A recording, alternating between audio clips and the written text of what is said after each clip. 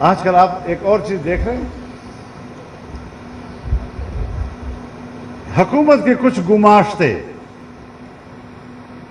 آئے روز ایک بیان دے مارتے ہیں، فلانی سیاستدان کی خفیہ ملاقات آرمی چیف سے ہوئی. سنتے ہیں نہیں سنتے؟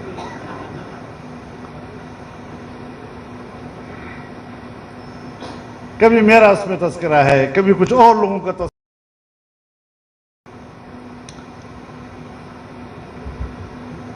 ملاقات پھر اس کو خفیہ رکھنا، یہ بات سن لو، یہ ان کی ضرورت ہے، ہماری ضرورت نہیں.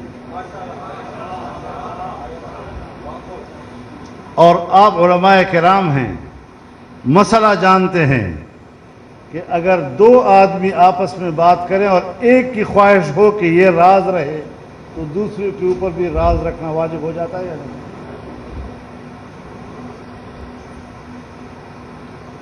لیکن ایک بات تو واضح ہو گئی نا، اس قسم کی چیزوں کو پبلک کے سامنے لانے سے ایک بات واضح ہو گئی کہ سیاستدانوں کا رویہ نرم ہے. اگر انہوں نے کہا کہ آئیں ہم آپ سے بات کرنا چاہتے ہیں، انہوں نے انکار نہیں کیا ہے. لیکن یہ ہے کہ جب ایجنڈا سامنے آتا ہے تو پھر یہ ہمارا کام ہے کہ ہم قبول کریں یا مسترد کریں. لیکن سیاستدان ایسٹیبلشمنٹ کے ساتھ اور اپنی فوج کے ساتھ بات کرنے کا انکار نہیں کرتے.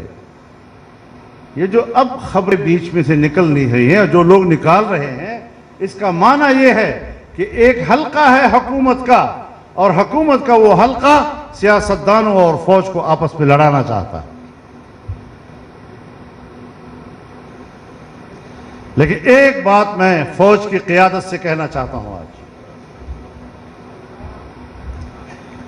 کہ یہ جو کچھ کہا گیا ہے، میں چونکہ ایک ذمہ دار آدمی ہوں، میں اس قسم کے لوگوں کے بیان پر تبصرہ نہیں کرتا.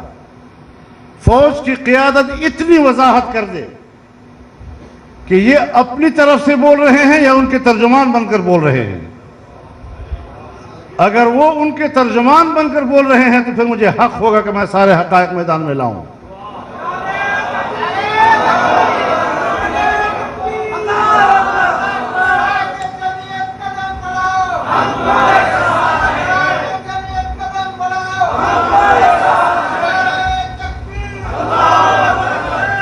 ہم نے اس میدان میں کوئی کچی گولیاں نہیں کھائیں، اور میدان سیاست میں ان لوگوں سے سینئر ہوں.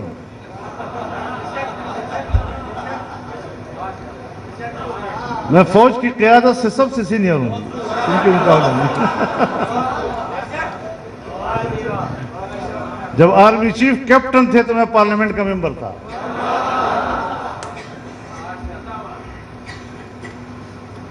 ایسا نہیں ہے کہ ہم ملک کی ضرورتوں کو نہیں سمجھتے، اس کی حساسیت کو نہیں سمجھتے. میں آج بھی اسی لیے جواب نہیں دے رہا ہوں کہ وہ غیر ذمہ دار لوگ ہیں جو بات کر رہے ہیں، تو ذرا وضاحت تو کر لے کہ یہ ان کے نمائندے بن کر بات کر رہے ہیں یا پھر کنٹرول کرے، پھر پٹا ڈالے ان کو.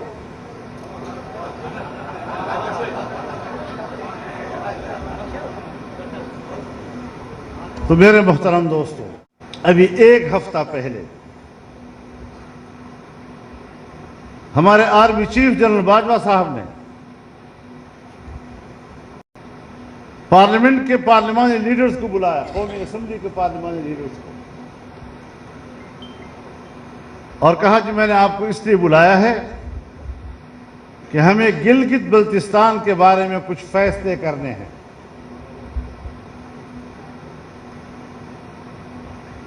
تو میں آپ کو اعتماد میں لینا چاہتا ہوں. اب بلایا کس لیے تھا اور خبریں کیا چلائی جا رہی ہیں؟ جس طرح کچھ ساتھی آپس میں بیٹھتے ہیں تو ادھر ادھر کی بھی کچھ باتیں ہو جاتی ہیں، غلط ہو صحیح ہو جاتی ہے. جو اجلاس کا موضوع نہیں ہے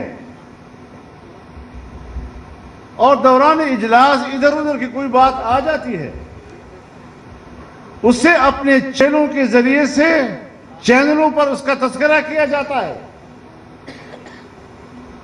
اور جس موضوع پہ بلایا تھا اس کو چھپایا جا رہا ہے،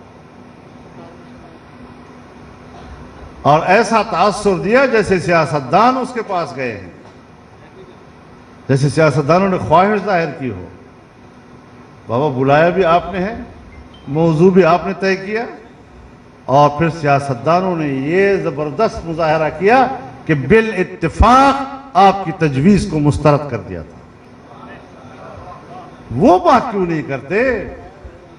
اس کا تذکرہ پبلک میں کیوں نہیں کیا جا رہا؟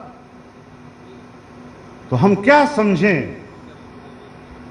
کہ ان تبدیلیوں کا اور اس سیاست کا اس کے پیچھے کون کار فرما ہے؟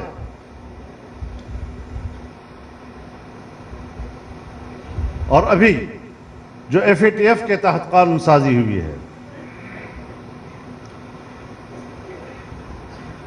شرمندگی والی بات یہ ہے کہ جب قانون لکھا جاتا ہے، بل تیار کیا جاتا ہے اور ایوان کے ممبران کے سامنے رکھا جاتا ہے تو اس پر اس بل کا مقصد لکھا جاتا ہے،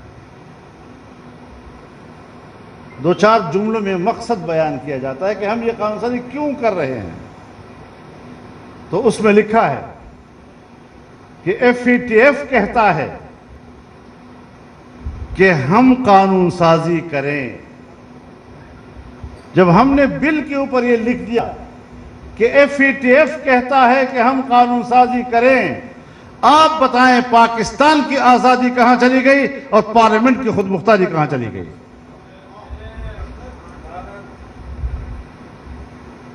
کچھ ذرا اس کے دوسرے پہلو بھی تو نظر ڈالیں نا۔ اگر کوئی جھک مارنی ہی ہے آپ نے تو کم از کم اتنا تو کرو کہ یہ ہماری ضرورت ہے اور پاکستان کی ضرورت ہے۔ لوگوں سے کہتے ہیں ہم نے پاکستان کو بچایا ہے اور وہاں لکھ